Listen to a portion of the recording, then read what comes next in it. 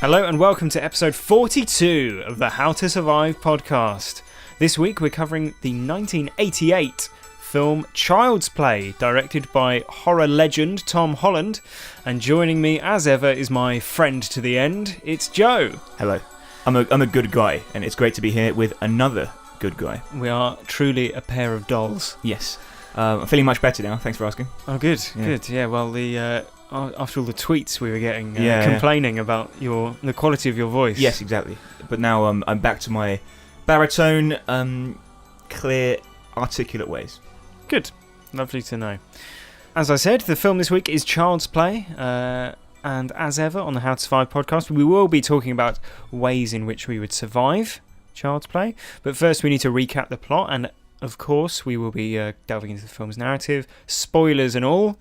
So if you haven't seen Child's Play, you've had nearly 30 years to do so. So maybe you go out and find it because it's actually a lot better than you might think. Yes, I was expecting it to be at best like corny, and it was actually scary. Yeah, like, it's a decent horror film. Yeah, I was surprised by how much it kind of like. I mean, it's not like it kept me up at night. No, I'm not like creeping around my house going, "Oh no, a doll's gonna get me" or anything. Yeah, I'm not a child. But nonetheless, during the time I was watching it, I was entertained. Absolutely. So yeah, let's recap the story of Child's Play. Of course, it's based on a true story. Detective Norris of the Chicago Police Department chases down Charles Lee Ray, also known as the Lakeshore Strangler, who is a serial killer who's been terrorising the city. And he chases him to a toy store, Joe. I think it's called Toyland. Right. Norris shoots and kills Charles Lee Ray, but not before Ray is able to use some voodoo magic to transfer his soul into a good guy doll. 6-year-old Andy Barkley is disappointed not to get a good guy doll for his birthday, but his mother, Karen, is able to buy one cut price from a street peddler. And each doll, of course, has its own sort of sentience and is able to choose its own name or comes with a name. Yeah, it doesn't have a choice. Most of the dolls. Joe, are you about to argue? They don't have sentience. Well, one of them does. One of them does. That's famously. Okay. So Andy is delighted with his new toy, Chucky. But Chucky is desperate to watch the 9 o'clock news, which is reporting the death of Charles Lee Ray and the escape from prison of Eddie Caputo, his accomplice. Babysitter Maggie stops him from doing so, believing it to be a prank played by the 6-year-old Andy. And Chucky responds by smashing a hammer into her face and sending her flying out of the apartment window to her death. Yes. Andy quickly realises that Chucky was the one responsible. But unsurprisingly, Detective Norris and his mother don't believe him. Norris intimates that maybe Andy had something to do with Maggie's death, but this infuriates Karen, who forces him and the other police officers to leave. The next day, Chucky makes Andy ditch school to help him find Eddie. Chucky is able to rig the gas in the building and lure Eddie into shooting his gun, blowing up the building and himself in the process. But of course, Chucky and Andy survive without a scratch. Yeah, lucky. No, it's Chucky. Wee. Later, Karen is called into the police station and is stunned to find out that Andy was present at the explosion, and when questioned by the police, he once again blames Chucky. With the police sure of his delusion, Andy is sent to a psychiatric hospital. That evening, Karen realises that Chucky's batteries were never inserted. He was alive! Suddenly, he attacks her and escapes. Norris still doesn't believe Karen, so they find the street peddler who sold her the doll, who tells them the doll is from the burnt-out store where Charles Lee Ray died. Who could have guessed? Yeah, everything's starting to come together. Yeah, jigsaw falling into place here. Yeah. Chucky attempts to kill Norris in his car, causing him to crash. In an ensuing fight, Norris shoots Chucky, who flees. Chucky goes to find his witch doctor friend, Dr. Death, who tells him that... His name's Dr. Death? Yeah, of course it is. Yeah. Who tells him that the longer he stays in the doll's body, the more human the doll body becomes, and that his only way out of Chucky's body is to possess the first person to whom he revealed his true identity, who of course was Andy. Is this real, voodoo belief? Well, it's a true story. What do you mean? Is this actual voodoo practice? I take it he was Dr. Death was like a Haitian or something, so some area of the world where they believe in such voodoo things. Yeah. Now, is that actually a belief that? I mean, it's not. It's obviously not. But I mean, I assume not. Yeah. I don't think it's like typical. But I like the fact that he kills Dr. Death by using a voodoo doll. Yeah. Which, I mean, I don't know anything about voodoo, but I'm pretty sure like if you were to stab like a needle into a voodoo doll, it means like if you put it in the stomach, it means their stomach might start to hurt them. Yeah, but it doesn't. It doesn't like rip pierce. the flesh. Yeah, exactly. Yeah. But nonetheless, that is what happens to poor Dr. Death. Chucky stabs a voodoo doll of him, and Dr. Death bleeds out. But before he dies, he tells Norris and Karen, who arrive too late to save him, about Chucky's plan to possess Andy, and that they can kill him by damaging his heart. Which has become fully human, and is therefore vulnerable. Yes. Chucky tracks Andy to the psychiatric hospital and attacks, electrocuting Dr. Ardmore, the psychiatric doctor assigned to his case. Chucky follows Andy back home and attacks again, knocking him unconscious. Norris and Karen rush to his aid as Chucky begins to perform the possession ritual.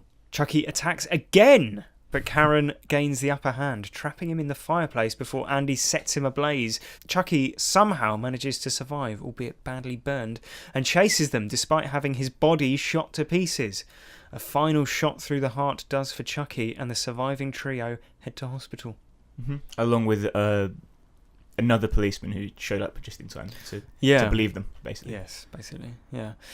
So yeah, that's Child's Play. Chucky's dead. Yep. I'm pretty sure he's never coming back. Yeah. Yeah, they wouldn't, drag him back to life just for the sake of making a franchise out of it. No, exactly. Yeah. Otherwise, good single contained horror film, would they? So, no. Exactly.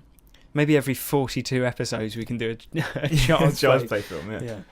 I don't know what the second one's about. I know the third or fourth one, he gets the Bride of Chucky. I know the names of it's all things like Chucky's Revenge, Bride of Chucky, Son of Chucky. Is a Son of Chucky? I think so. Well, he doesn't have genitals, mate.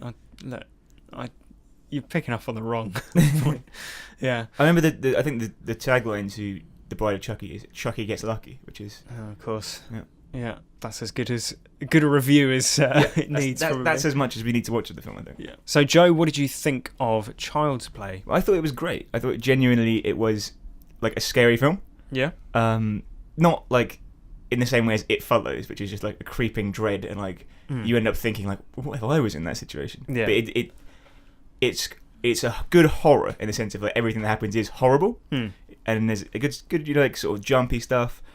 It's creepy because he's a doll that's come to life, and the animatronics and the puppetry is really, really good. Yeah, it's genuinely impressive. Yeah, and I was expecting it from the beginning to be like a crappy B-movie aesthetic. Yeah, exactly. But it's not. Yeah. It's that they've actually got some really good technology to it. Yeah, it's genuinely impressive, and it holds up a lot like better than you might think. Yeah, because they'll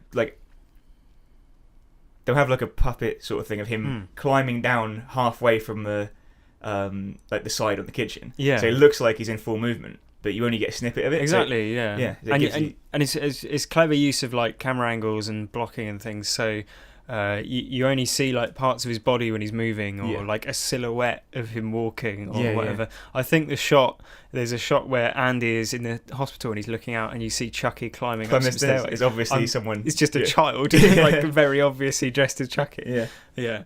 But it's quite clever. And it's fun, I think, as well. It's a fun horror film. So I, for one, can't wait for the unwanted, gritty reboot where he's also a child molester, as well as a serial killer. Is that coming? No, I don't think so. It probably will. Exactly, yeah. I think part of the scariness of this one, though, is the fact that the victim is a child. And it makes it that much like more helpless. So there's that scene where he's in the psychiatric hospital that you just mentioned, and Chucky's going to get him, and he's like really distraught, and he's crying and stuff, and you feel like really sorry for him. Yeah. And it's like that really is, that's what horror is. It's terror. Right? And it reminded me of The Shining. Right. And they even, I think, recreate a shot from The Shining more or less identically when he's sort of hacking through the door. Yes. Exactly, and she's like shrieking, and the blades come through. Right? I think owes a lot to The Shining, but it is the same sort of thing of like, just there's this lunatic on the loose who wants to kill you, will stop at nothing, and you're more vulnerable than he is, obviously. Yeah. Well, I think it's as you say, it's a good film. Because I hadn't seen it before. I take it that you hadn't either. No, I hadn't. No. And I think part of why I thought it was going to be rubbish, basically, is because it's just such a stupid premise. Yes. But I didn't know that. Like at the beginning, you get the Charles Lee Ray, the man. Yes.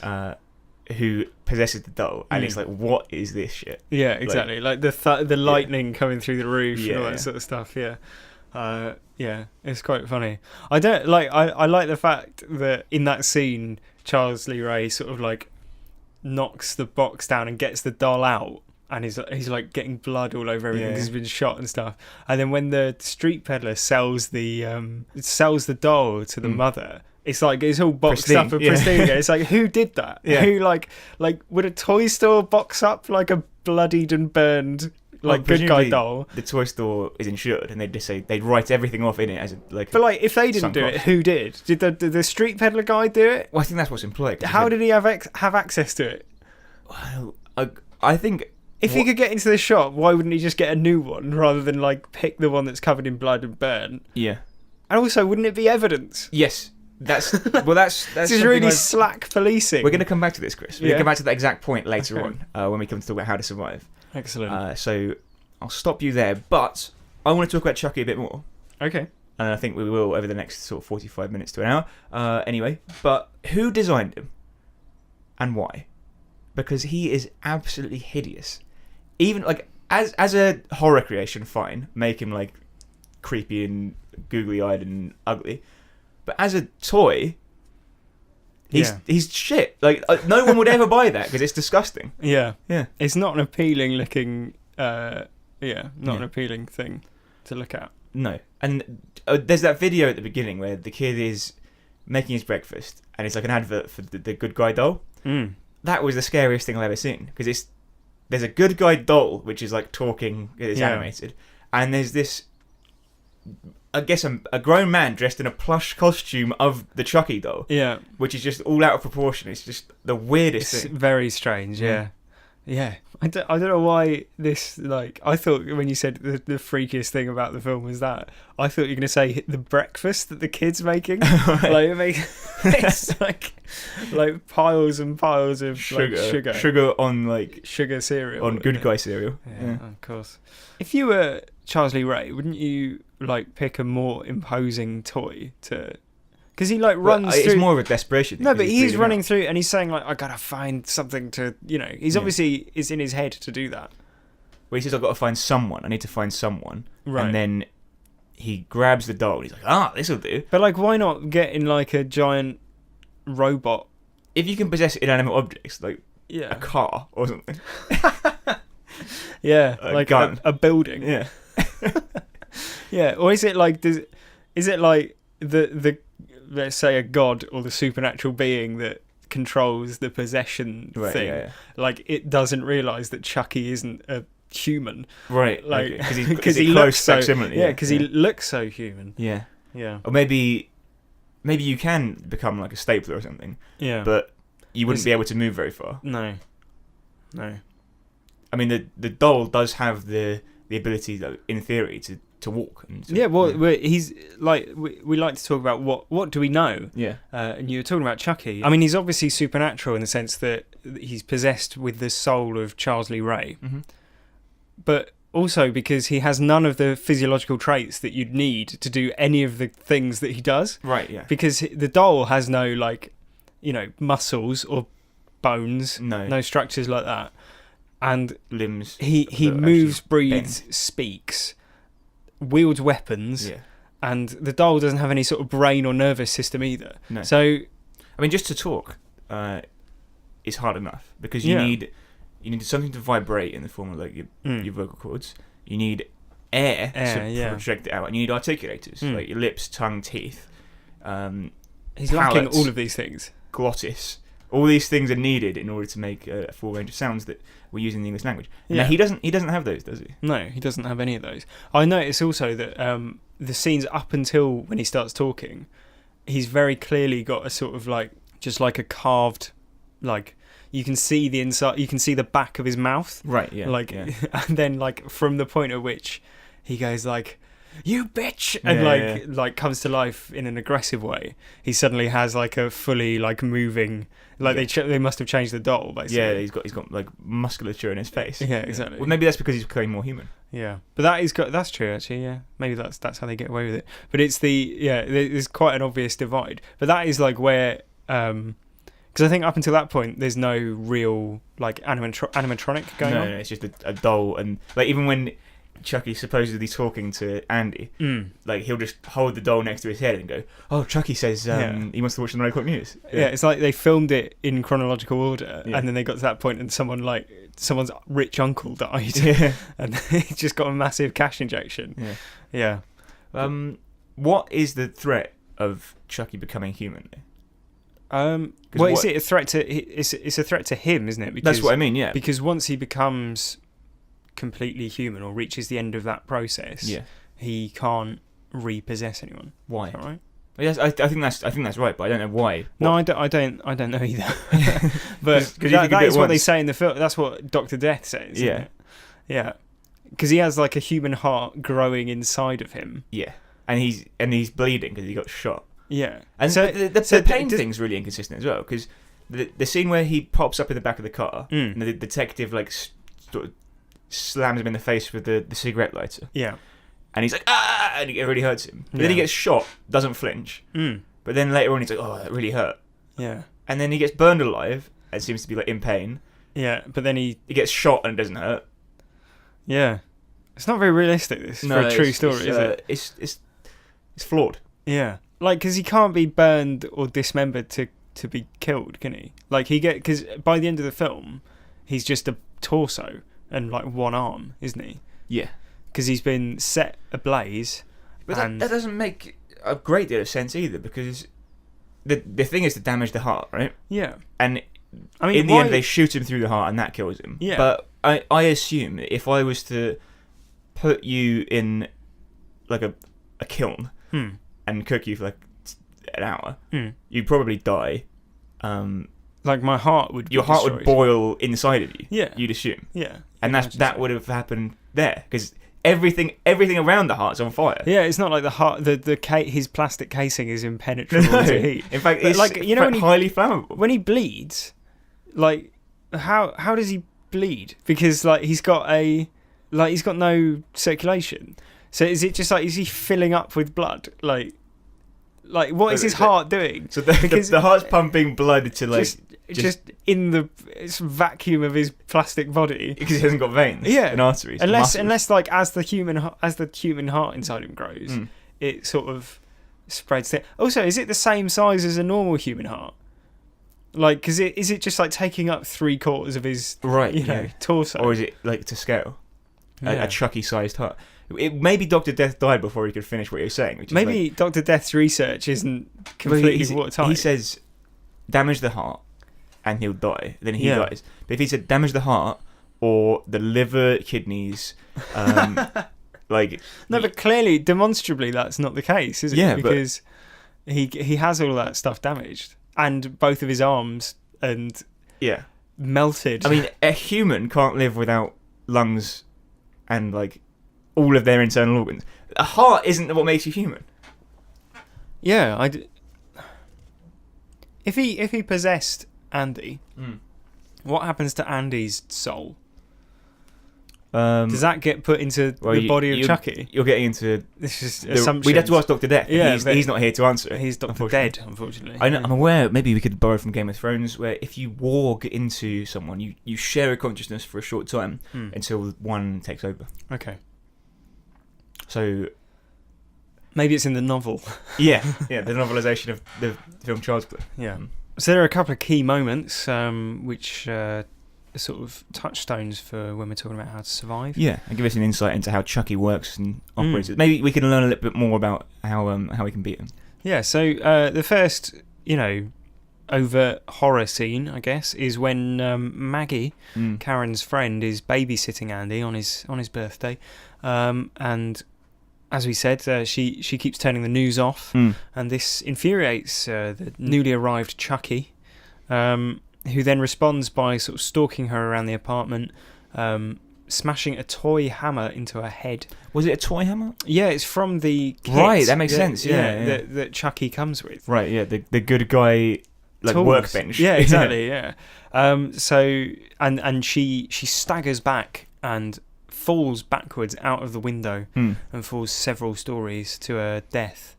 So yeah, this is the first overt horror scene, and it's got all the I quite like the first person camera where it's like really low, and then you've got like the little footstep noises as well. It's like as he's like running around. It's really it's such a silly film, but it does work. Yeah, because everything I think there is an answer to everything. All the questions you are, other than the weird how does his body work? Right? That's taking it a step too far in terms of analysis, probably. Yeah. But all the plot points and loopholes do get sort of tied up. Yeah. But the babysitter thing, I mean, how hard can a doll hit? Yeah, well, this is it. Like, this is because I feel like I'm not a weakling. I'm not like a massively strong guy, but I feel like if you or I were to hit each other with a doll, like at full swing, it probably wouldn't hurt that much. With a toy hammer? No, but I mean, yeah, with the hammer, but with the doll itself, which is probably heavier and weightier. I mean, but hitting things works on creating a fulcrum, right? And sort of leverage. Yeah. He doesn't have the leverage because his arms are about half a foot long. Yeah, but he also doesn't have the leverage because he's got no muscles or skeleton. Yeah. But presumably there is a sort of, if it's there's obviously a supernatural force that's responsible for his momentum, but that so. Like, does that work on a sort of physics-based level? Is it just sort of like it can move his arm without friction? Do you know what I mean? Right. So maybe like he's an aura around the doll that means that the doll kind of moves with a unseen force. That it's being puppeteered. Yeah. By like an immensely strong supernatural force. I feel like this is getting into our original Nightmare on Elm Street discussion. We're like, ooh, is that a dream? Oh, is this a Chucky doll? But even so, like, how hard could you hit someone with a toy hammer? Like, could you embed a toy hammer in someone's head? I guess if you threw it at 200 miles an hour. Yeah. But wouldn't it just disintegrate? Yeah, because it's made of plastic. Presumably, it's a child's toy. It wouldn't pass like health and safety regulations. No, if it was, because otherwise you'd have 2-year-olds just clubbing their siblings to death. I'm amazed that hasn't happened, to be honest. Yeah.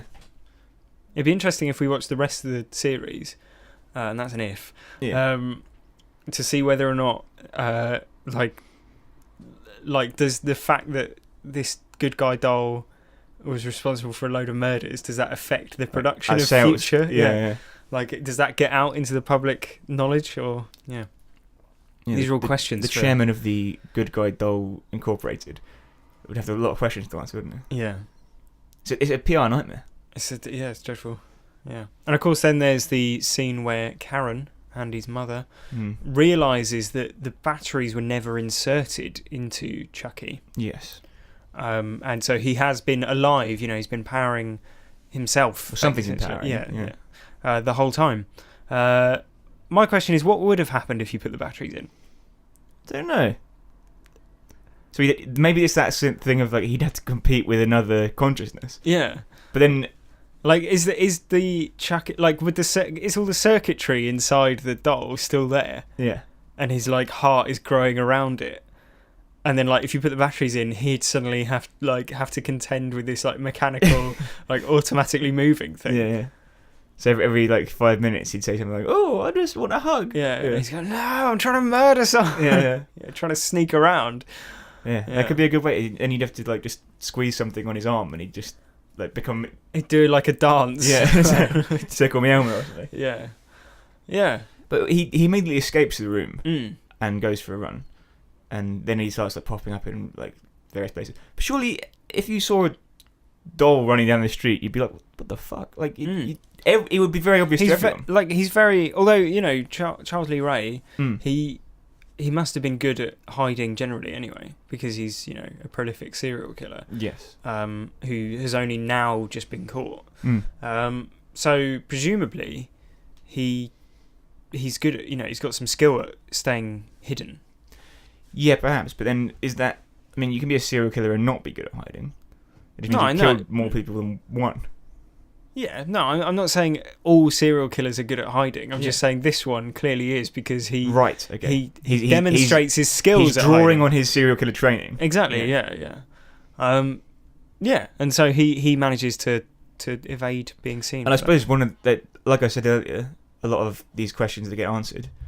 One of them is the fact that he's in a lift with people and he just like plays dead, and they're like, "Oh, what an ugly toy."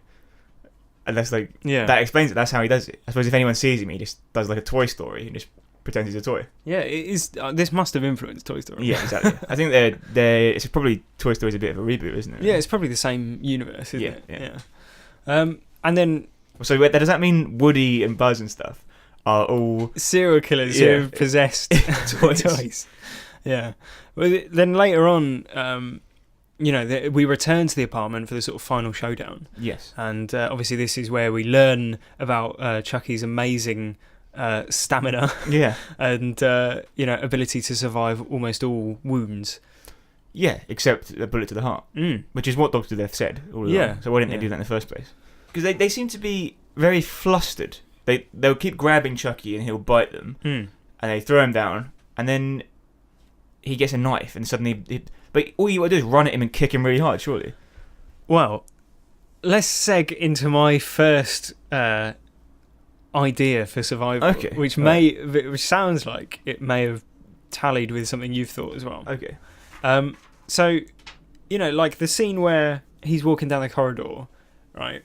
The thing that I've always thought about Child's Play, even not having seen it, or Chucky specifically, is why don't they just like run and just kick him? Yeah, like just jump on him. Just like kick him like 50 yards. Yeah, like, exactly. Yeah, like because he must be light because he's hollow. Yes. Apart from a heart. That's the only thing that we can confirm is inside him. And at least some blood. Yeah, so you could kick him like a good distance. I mean, even if he was a few kilograms, you could still kick him or stand on him. Yeah. What's he going to do? Exactly. Like, I know that Chucky realises his physical disadvantage, and that's part of the reason he's so sneaky. And he sticks to surprise attacks. Yes. And things like that. He doesn't try to overpower anyone. No, exactly. But I've always thought of these films just kick him as hard as you can. Put a bucket over him and sit on it. Like, he's not going anywhere. Yeah. Yeah. Like what? Like yeah. I know he's got a knife, but you got to weigh up. I mean, if he stabs you in the leg as you're booting him out of the window, then it's collateral damage, isn't it? Yeah. But you still got rid of him. Yeah, even the first time he comes to life without his the battery scene, he wriggles out of her arms like a baby, and he gets away because she's startled by the fact exactly. That he's alive, but once the once the surprise element has gone, just like like a rugby ball, or you drop it onto your foot and just boot it, ping it as far as you can. Yeah, I'd like to think there's no doll that within reasonable size I couldn't destroy with my bare hands. Yeah, overpower. yeah. Like you have to imagine that you could pop his head off. Yes. With your bare hands. Yeah. I don't know, because perhaps there's lots of sinew now because he's becoming human. Yeah. Oh. Who knows? Yeah. So we're doing How to Survive. Sure. So my first idea, it's a quick and easy one, really.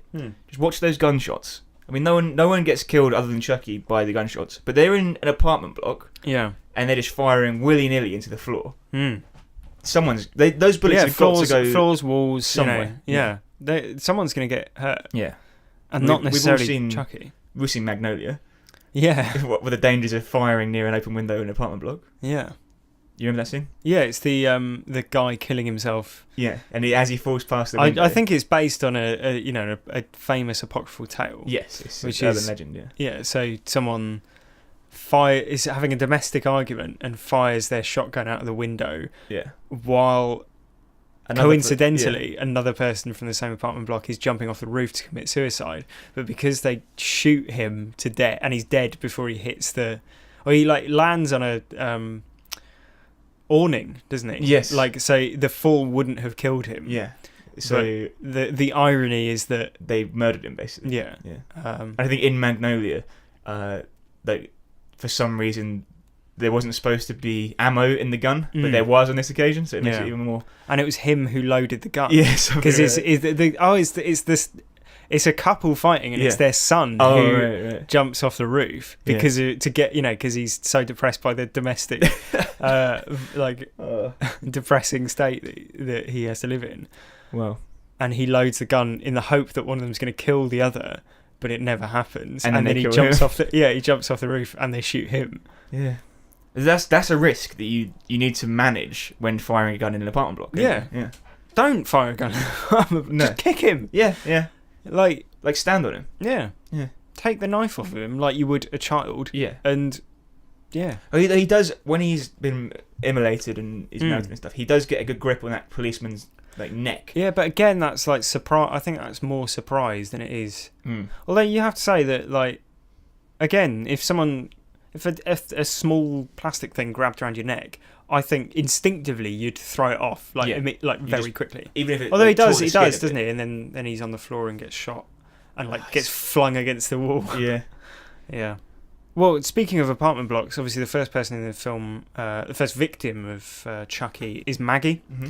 And so it's a very simple thing that not only would have saved Maggie's life, but also would have lowered the energy bills of Karen, because she's not got much money. No, exactly. Yeah, it cleans her out just to buy the doll, basically. Yeah, and basically, we all know that double glazing will save you money in the long run, even though it's like an upfront cost to get them fitted. Double glazing windows, it will save you money in the long run because you're going to be paying less on heating. There's less heat escaping your apartment. Furthermore, if you are staggering backwards, having been hit in the head by a toy hammer, by a sort of strange voodoo possessed doll figure come to life, she's not staggering back at a great speed. No, I mean what I'm assuming is it's a cold night, maybe. So the glass is doubly fragile. Yeah, but she's travelling at next to no velocity at all, and she still manages to fall straight through the glass window and into the street, where that's what kills her. I don't think the toy hammer in the head, that may have... That shocked her. Yeah, but I think that the double glazing wouldn't have saved her from the head wound that she received. But that's certainly more survivable than the fall. Yes. And also, as I said, the impact to your bills, your utility bills, that means a little bit more money floating around in Karen's purse every month. So she didn't have to buy the possessed one in the first place. Exactly. Preventative measures. Exactly. Yeah. So double glazing, it justifies its cost in the long run because Fair enough. It saves you money on energy bills and you don't have to buy a second-hand possessed doll. Yeah, well, that's fair enough, yeah. Speaking of preventative measures, sure, I've got one that we mentioned it earlier. The police, very, very lax police work in this film. Very lax indeed. Firstly, the crime scene cleanup from the actual shop. Now, like you said, that doll was evidence. It had the murderer's fingerprints all over it and blood, and it was out of its box, and it's been tarnished. Definitely, there was an explosion there. It is a crime scene. How did that escape evidence, basically? Because that's the one thing they should have taken. Is that he had his hands on. Yeah, I mean, he's got all the toys that he's because he's been running around smearing blood all over stuff from where he's been bleeding. And I can feasibly see a toy at the back of the shop that he obviously didn't go near. Leave that there. But the things in his immediate vicinity that he's got his DNA on and he's got his fingerprints all over, there might be more things you can glean for this case. So it's just bad police work not to take that into... It's sloppy, isn't it? Sloppy. Yeah. And furthermore, when there's a murder scene, don't leave the investigation just because someone asks you to. I know, they So, what are you at my house? Well, tell you what, love. There's been a murder here, and we're trying to work out why. Yeah, you can't just go. Oh, your friend has been murdered in your apartment. Yeah, she did that very well, by the way. I know she did. Yeah, didn't shed a tear. Yeah, but you can't just go. Well, it's my apartment, so be there. A man's home is his castle. Yeah. So just go, please. Yeah. If anything, that's casting suspicion on yourself. Yes. Because you're suddenly it seems very keen to get the police out of this crime scene. Exactly, yeah. And they're like, oh god, what a miserable old woman. Yeah. And it's like, well, go back in there. arrest her, arrest the boy who is the number one suspect. Yeah, leave the him. only suspect. Yeah. Like, they don't seem to do any follow-up police work either. It's sort of like, oh, there's a crime scene here. Like, I wonder if the boy did it. You're going to have to leave now. All right. That's the end of that then. Yeah. Speaking of the boy, Yeah. Illegal processing of a child witness.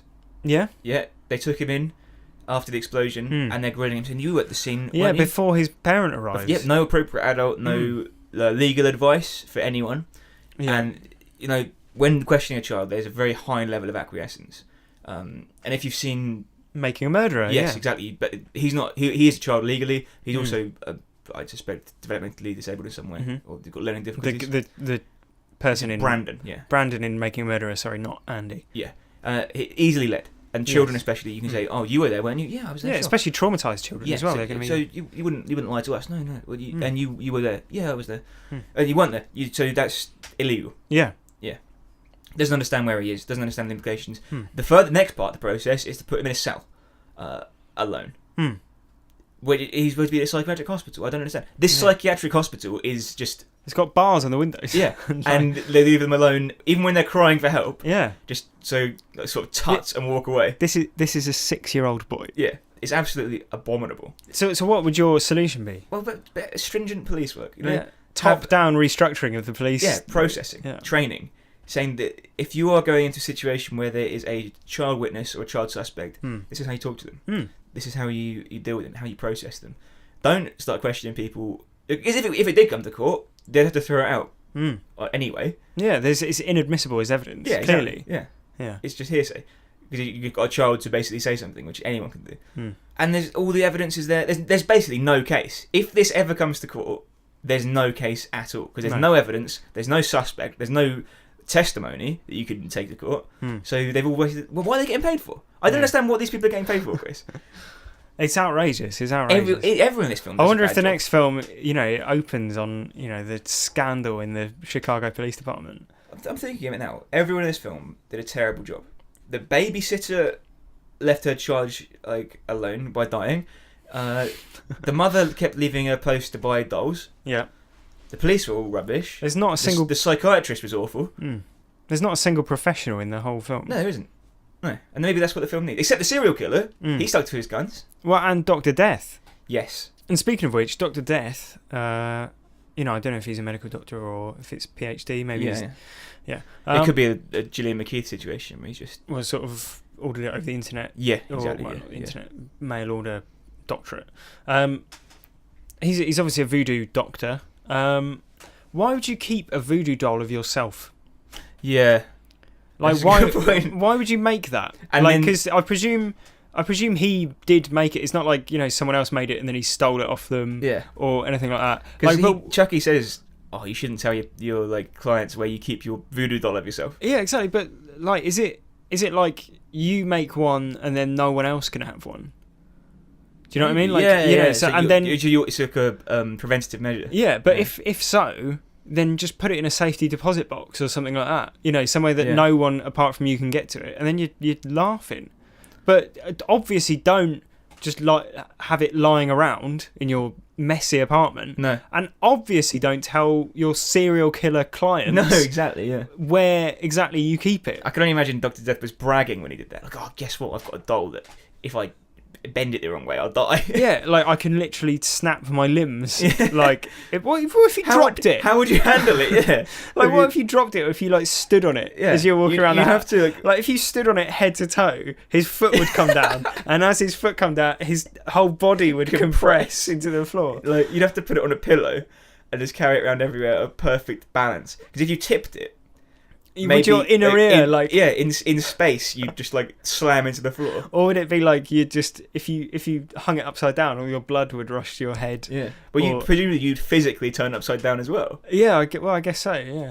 Yeah, because he breaks the guy's leg and his leg breaks. Yeah. It doesn't make a lot of sense. If you threw it out of a window and it landed, if it fell 10 stories and landed, would your body just suddenly pancake? Yeah. But then it doesn't have the same mass as your body, so it would just sort of flutter to the ground. Yeah, that's true. Or if you get caught in a breeze. Why make a voodoo doll? It doesn't make any sense. Also, he says to Chucky, "You're an abomination, an outrage against nature. You've perverted everything I taught you and used it for evil. You have to be stopped." What exactly was he expecting? And what else was he supposed to use that voodoo magic for? I don't know. For good. Like, what good situation? Possess somebody for good. Yeah.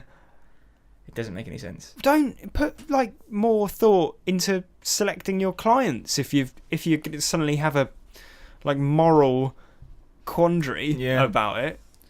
Or maybe, I mean, you could assume, it's an assumption and we don't like assumptions, but you could say perhaps Chucky beat it out of him. Maybe, yeah, but I mean, it doesn't.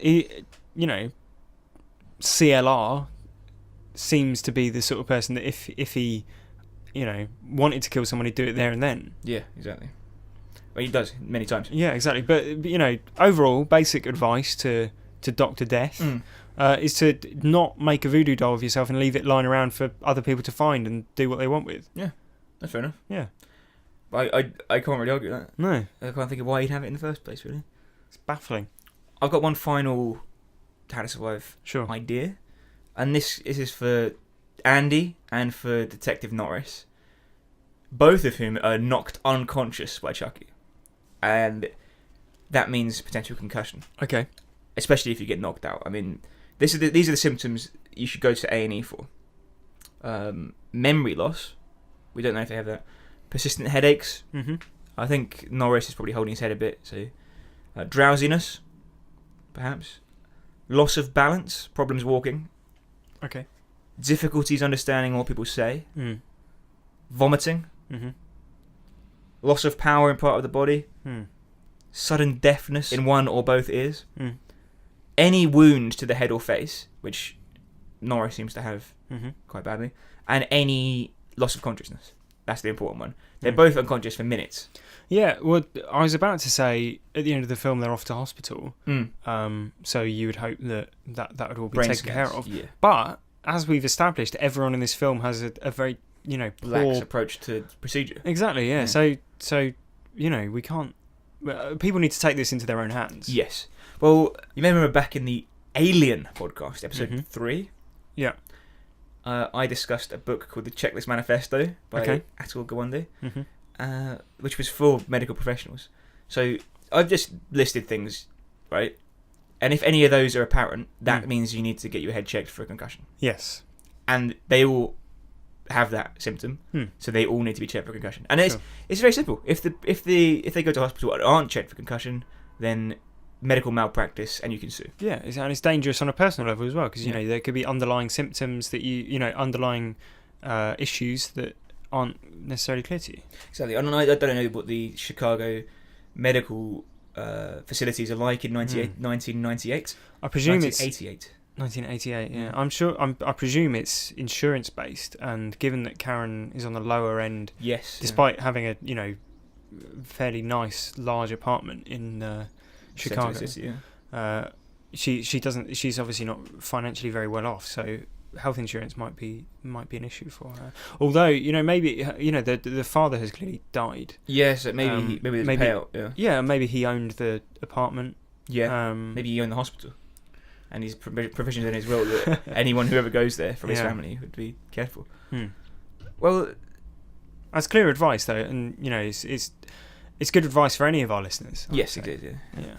And another piece of good advice would be to follow us on Twitter. Yes. Yeah. At HowToSurvivePod, where we announce the new episodes each week, and we have a bit of banter, don't we? A little bit of banter. Yeah. A little bit of banter. And a little bit of banter this week. Someone said we should have done Outbreak because I was ill, and I said I've seen that. I didn't get it, and they said good.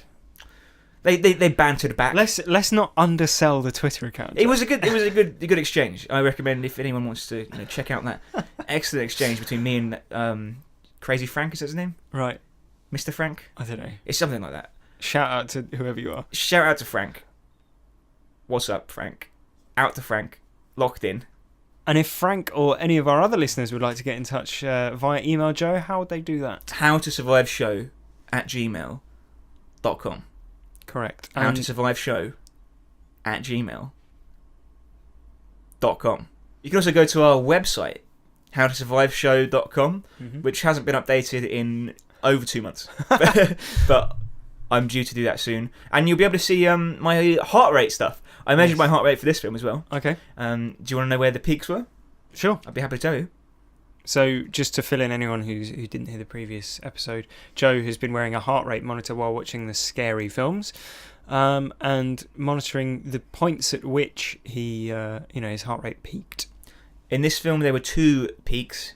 One was the car crash, all right, when Chucky's like stalking around the car, yeah, and he's just trying to like keep away from him. And I didn't write the other one down, so great. Yeah. It's that sort of thoughtful research that you can expect on HowToSurviveShow.com. Yeah. And finally, of course, if you like the podcast, if you've got any feedback for us, then please leave a review on iTunes. It really helps us out because it means more people see the podcast. Yeah. We get more listeners. We had a glowing one this week. It was someone who said that they don't actually listen to half of them because they don't want spoilers. Well, maybe head over to HowToSurviveShow.com and you'll be able to find links to anywhere you can watch the film. Buy it on Amazon. And next week's is a film called Julia's Eyes, and that's available on Amazon Prime, Amazon Live. So Amazon Prime Video. Yes, instant video. It's such a long-winded way. What you want is something like Netflix. It's just 2 syllables. Not Amazon Prime instant video. It takes too long to say. Exactly. No one's going to remember that. But yeah, it's on there. It's free to anyone who's got Prime. Yeah.